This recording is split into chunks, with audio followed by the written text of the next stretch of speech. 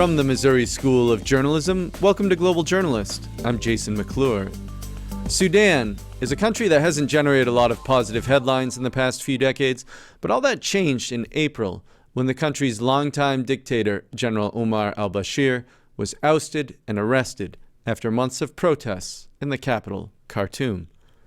Al-Bashir had been in power for 30 years and had commanded Sudan during much of its horrific civil war that resulted in millions of deaths and the independence of South Sudan back in 2011.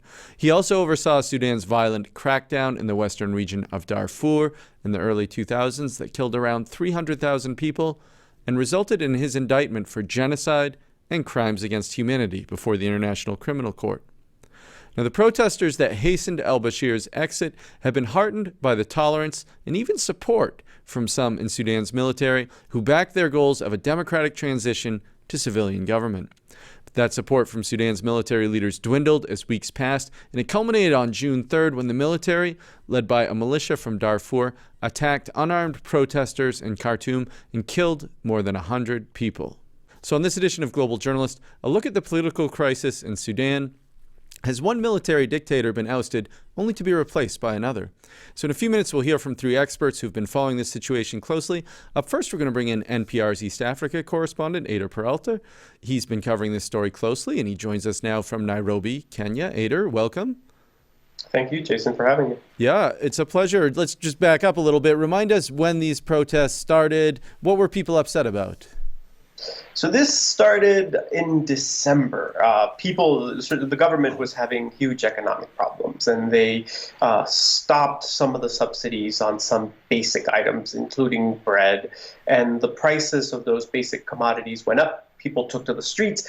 But the protests very quickly became much broader than economic protests. They became about the ouster of this regime, the ouster of Omar al-Bashir. And that sort of just snowballed into a real movement that, as you said, culminated in April when protesters marched into an area that holds the headquarters of all the military branches of Sudan, and they set up this huge camp. It was reminiscent of Occupy Wall Street, except much bigger. And then in April, the military ousted longtime leader Omar al-Bashir in a military coup, and there was a huge celebration across the country. People from all over Sudan started pouring into Khartoum, into the sit-in. And there was music, there was graffiti. Women who were a huge part of this movement, were hugely represented in this sit-in. And, it all sort of has gone to a very bad place for protesters after the military broke up this sit-in with a huge talk to amount us of what violence. What happened on June 3rd then, because the people have been protesting outside the gates of the main military compound there for some time, seemingly without a lot of difficulty. Yeah, I mean, the military was sort of saying you can do this freely, but what has happened in Sudan is there seems to be a split between the army, the armed forces, and the rapid support forces, which was the militia group that led the genocide in Darfur. It became the rapid support forces. So these are the guys that were formerly known as like the Janjaweed, or some of them. The Janjaweed, right. And so the protesters, I mean, when I talked to them, I kept saying, because this protest ground was surrounded by rapid support forces. There was guys in pickup trucks with machine guns and RPGs. And I sort of kept telling the protesters, why are you all so comfortable here? And they really believed that the armed forces, that all the security apparatus was on their side. And then, what happened in June is that the rapid support forces and some of police moved into the sit-in, and they opened fire on what were peaceful protesters. And they killed, according to opposition groups, more than 100 people. Some people were thrown into the Nile. There were lots of reports of women who were raped. The images of that day, you can see security forces using whips to beat people. They were using sticks. Again, they open, if you listen to the gunfire in a lot of these videos, it's automatic gunfire. And I think what that accomplished is it scared a lot of people in Khartoum. It scared a lot of the protesters in Khartoum. They shut down the internet. They militarized the whole city. And people went back to their homes. I think right now, protesters are starting to come back on the street. There's a big protest planned, because what protesters want is for the military to get out of power and hand it to civilians. But we're still at that stage where that is still being negotiated and decided. Yeah, talk to us about this general, I guess he goes by the name Hamidi Mohammed Hamdan Dagalo. He's the leader of the RSF paramilitary force. What has he said about what's happened and the killing of these unarmed protesters? Well, Hameti says that that they've ordered an investigation. And also, he sort of keeps using this line that the government has used quite a bit, that it was not RSF forces, that it was not government forces who did this, that it was people pretending to be government forces who did this. The opposition says that they don't trust Hemeti or any of the security forces, and they will not negotiate directly with them.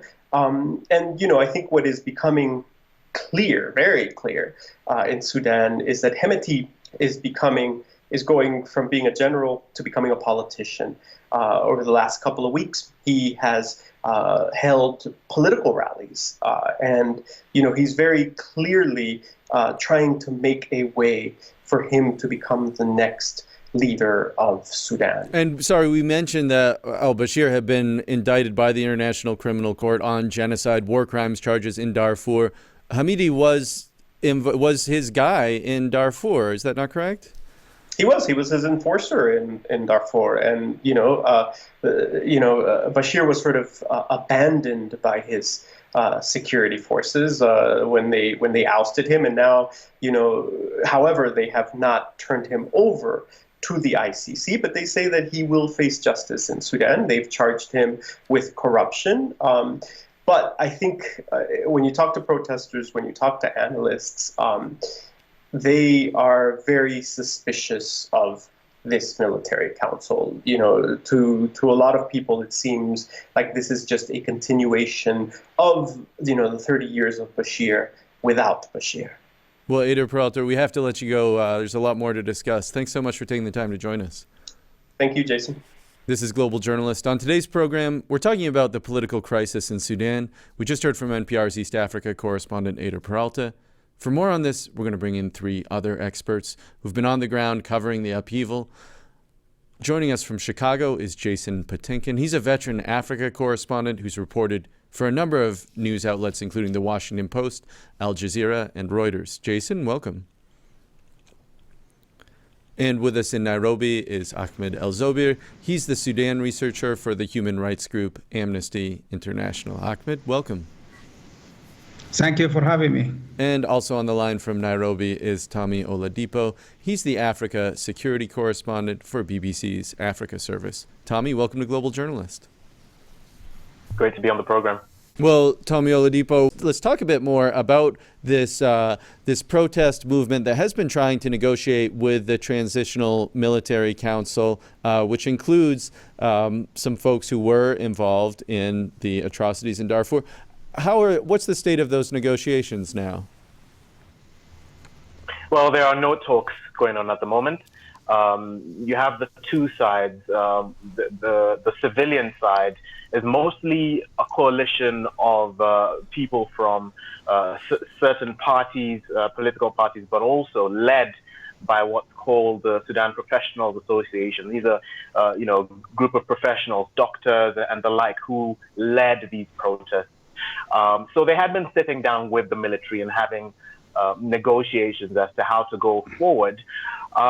But then they got to a point where both sides started hardening their stances. They couldn't agree on certain things, and the talks fell apart. The civilian side then decided they were going to have a strike. They had 2 days of a national strike, and then the military responded, dispersing some of their protests, and that's when they decided they would have this main sit-in where they gathered around the military headquarters, and that's when we had the incident of the June 3rd. So at the moment, they're trying to get, there's attempts by the African Union to bring these two parties together, but they're still talking through a mediator as to even whether they will have talks in the first place. And Ahmed, Elzobier, if I could bring you in, what's your sense of what people's mood is there now in Sudan? I know you have a lot of friends and family there. You visited recently. Well, I think the first reaction is, especially after the 3rd of June, is a shock. People were so shocked by what happened. Never expected to see something like that happen in their capital, Khartoum. The second emotion, like a lot of sadness, because that's also, end of months of Ramadan and the Eid of, people usually during that period of time feel happy and joyful and celebrate and visit each other. So people just stayed at home. They never bother even to call each other, and because of this kind of feeling. I think at the moment people are just going through the motion how we can resist what's happened and how we can move forward, because they sustain this kind of oppression and suppression for such a long period of time during Bashir period. I don't think, especially young people, they don't want that kind of experience to continue with these new military generals. And Jason Patinkin, if I can bring you back into this, then you were in Khartoum on the date of this massacre. What was your experience? It was a very strange day and a very heartbreaking day as well. The attack started at around dawn, and we could hear gunshots from the hotel we were staying at, but the military, or the RSF, actually surrounded the hotel to prevent foreign journalists from reporting or going outside or seeing what was happening. So the day of the massacre was a bit surreal, because we got a little bit of information from what we could gather, but overall we as foreign journalists were basically locked into our hotels by the military. Over the following days, we were able to get out and go onto the streets and try to find out what happened. And it was a very tense situation. There was RSF all over the streets, roadblocks almost everywhere. We visited a hospital, for example, and there were just dozens and dozens of wounded people there. And even the hospitals were being attacked. At one point, we even had to hide inside a closet in one of the hospitals, because the RSF was trying to come in and look for wounded protesters who was in there. So it was really a chaotic, terrible situation. Well, Tómi Ọládipọ, if I could follow up with you as well, then, we heard Eyder Peralta talking a little bit about divisions within the military itself, and it does seem like for a long time the protesters felt like they had the military on their side. What do we know about sort of divisions among the officer corps within Sudan here? I think a lot of people were surprised that the guns were turned on these protesters.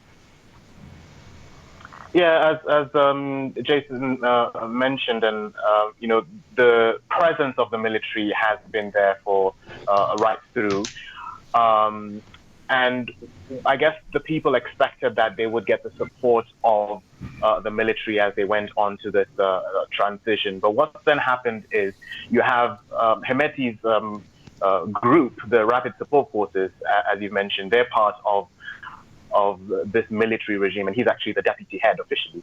And then you have the army. And I guess when you look at general armies around the world, there is a certain pride that they have of being military people, of having come through the ranks and putting on the uniform. And then you have the RSF, who basically are militia who have been given uniforms. And so there is, first of all, that I guess the mistrust and the lack of respect from the army side. But then also there's the fact that Hemeti is placing himself as the face of this government.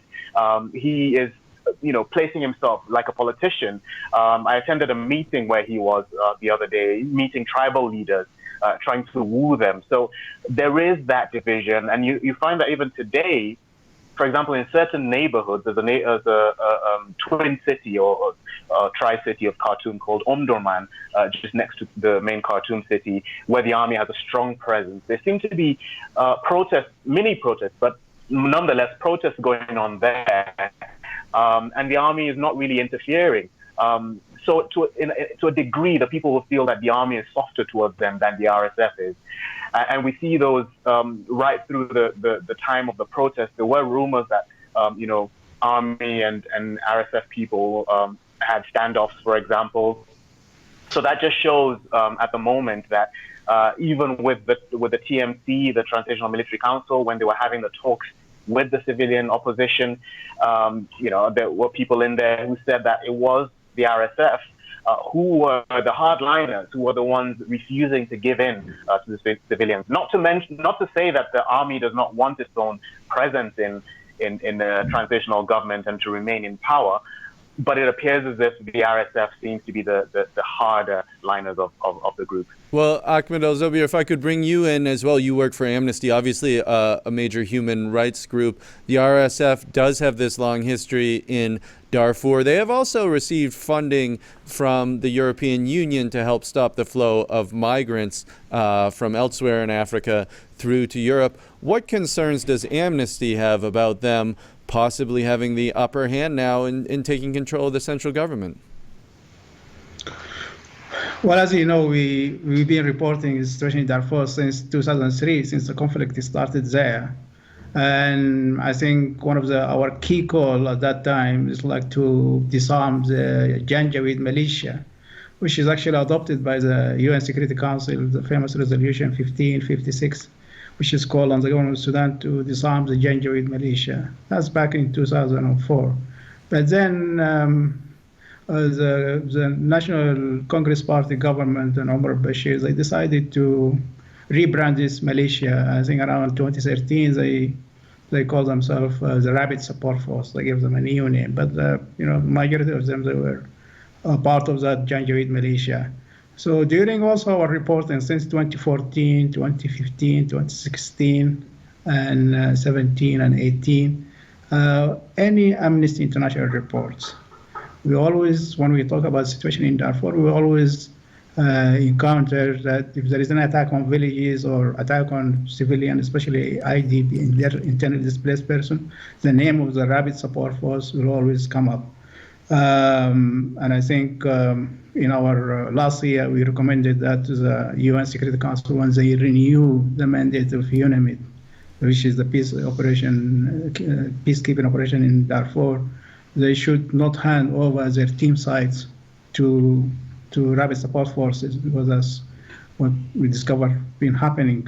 So I think that we are glad to hear that today, or the last few days, that the government of Sudan decided not to hand over this team site to Rapid Support Forces, but use it for, which is the basic purpose of the peacekeeping mission, which is for health, education, facilities, to help the people of Darfur. Well, it certainly sounds like there's still a level of violence there that might require that peacekeeping force. But we have to take just a quick break to remind you that you're tuned into Global Journalist. I'm Jason McClure. On today's program, we're talking about the political crisis in Sudan, where popular protests ousted dictator Omar al-Bashir, only to see the military turn its guns on the protesters themselves. We're joined by the journalist Jason Patinkin, Ahmed Elzobier of Amnesty International, and Tómi Ọládipọ of the BBC. If you're interested in more Global Journalists, check us out online at globaljournalist.org. There you can find our archives and additional coverage of underreported international news and human rights issues. You can also like us on Facebook, where we live stream, follow us on Twitter, subscribe to the podcast on iTunes, or see our videocast on YouTube. And Jason Patinkin, if I could bring you back into this as well, talk to us just a little bit about what the role of the U.S. has been in this standoff here. What has the Trump administration been saying? The short answer is not much. The Trump administration and the Obama administration before that really downgraded Sudan and South Sudan in terms of a priority in Africa. Sudan used to be the top Africa priority for Bush and was quite important under Clinton as well. But the last two administrations really have not engaged very much. We don't have an ambassador there. And from people I talk to, who from sources I have in the U.S. Governments, basically the U.S. was in some ways caught off guard. The State Department really downplayed the protests even after they began in December and built up. So the U.S. was really unprepared for this. And when the military took over, there were few statements, and other countries like Saudi Arabia, the United Arab Emirates, Egypt really took the lead role internationally, and they strongly back the military council. So the U.S. really didn't take up the... Well, let me just stop you there. Why are these other countries, Saudi Arabia, the UAE, Egypt, why are they backing this military council? So, I mean, they basically have the opportunity to buy off a country, more or less. And Sudan is an extremely strategic nation in the Horn of Africa and in the Red Sea region. And all of this is part of the Saudi-UAE standoff with Iran and Qatar. And by putting tons of money into the new military regime, they've pledged $3 billion to that regime. They can bring Sudan's government on their side in this standoff or in this split in the Gulf region. And in particular, Hemeti, the commander of the RSF and the deputy head of the Transitional Military Council, his RSF troops are actually on the ground in Yemen fighting on behalf of the Saudi-UAE coalition. So Hemeti himself is crucial for their war in Yemen, and they are crucial for him because they pay his militia's salaries, more or less. So those Gulf countries really stepped in immediately to ensure that the military council would be in power and would have the international support it needed, whereas the U.S., which for decades has been pushing for a transition to democracy in Sudan, basically its eye was off the ball and missed the boat. Well, Tómi Ọládipọ, what leverage do outsiders have in trying to get this military council, Hemeti, to move in a more inclusive or democratic direction? Because it does sound like this situation could become potentially a lot more messy. Sudan has a long history of violence, not just in Darfur and in South Sudan, but there are lots of local conflicts, many different ethnic groups with their own militias. What could be done? Well, again, I think, as Jason mentioned, the influence of the Gulf countries is probably what's key. Everybody else can say what they want to say, but as to what the impact of that will be, that remains to be seen. For example, the African Union suspended Sudan. That, I guess, was important for it to do, but how much impact will that have? I mean, that's difficult to say. For example, within the African Union, the current chair of the African Union is Egypt. The president of Egypt, Abdel Fattah al-Sisi, who is a fan of Sudan, who's a supporter of the current military. So I think in that regard, I think you still have to go again through the Gulf. You can, for example, there have been talks of sanctions and things like that to be threatened against certain individuals who come in the way of establishing a democratic government. But these kinds of people have been there for a long time. They're people who have been wanted for a long time by, for example, the International Criminal Court, and they're still there. They're still in power. There's still people who have influence there. So again, I think a key way to go will be through these Gulf nations. The U.S. does have some influence over the Gulf nations in certain regards and can push them to an extent. So I guess that would be the workable way.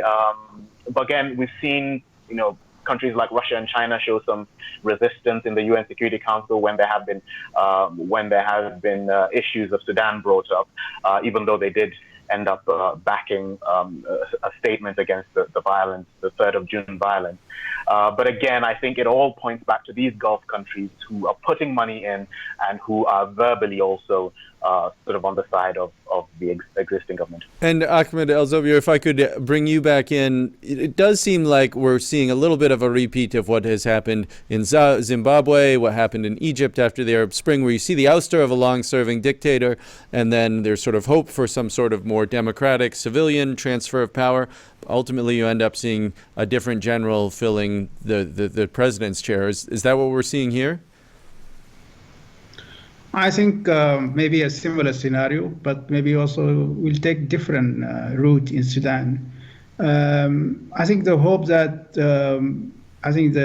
these young generations that experience, at least within the last 6 months, this kind of expectation for change and everything, I think they will keep pushing for change, serious change in Sudan.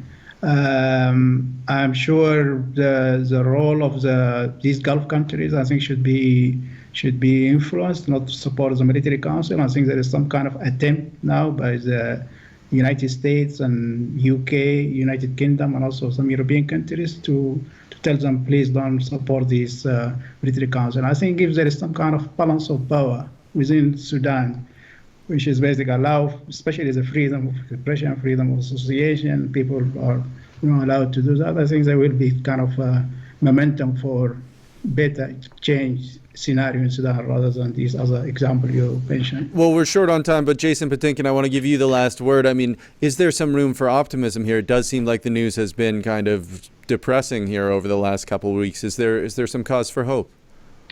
Well, I think the main hope is with the protesters themselves, with the people of Sudan themselves. They are defiant. They are not giving up.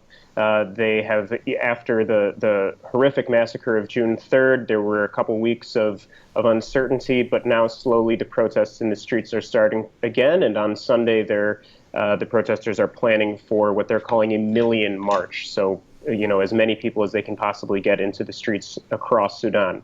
So this has been a protest movement that has done what no one has ever done before in Sudan. They overthrew al-Bashir after 30 years, and how many rebel groups or other protests have there been that attempted to do that? So we could be surprised. The people of Sudan themselves might be the key to making a positive change. Well, we're out of time for this edition of Global Journalist, a production of the Reynolds Journalism Institute at the Missouri School of Journalism and KBIA Mid-Missouri Public Radio.